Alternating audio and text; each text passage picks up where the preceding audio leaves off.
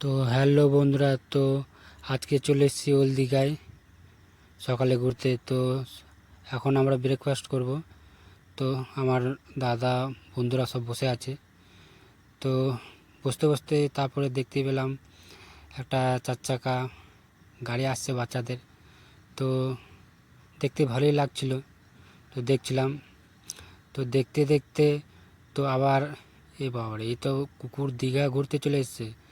তো কুকুরটাকে দেখে তারপরে দেখতে পেলাম ঘোড়া। তো ঘোড়া চাপার শখ ছিল, কিন্তু এত ওজনের লোক চাপাবে না। তো দেখতে দেখতেই তো এখন থালাতে ব্রেকফাস্ট দিয়ে দিয়েছে।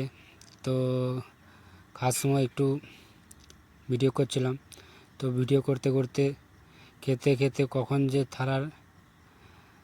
যে থালার প্লেট থেকে শেষ হয়ে গেছে কচুরি।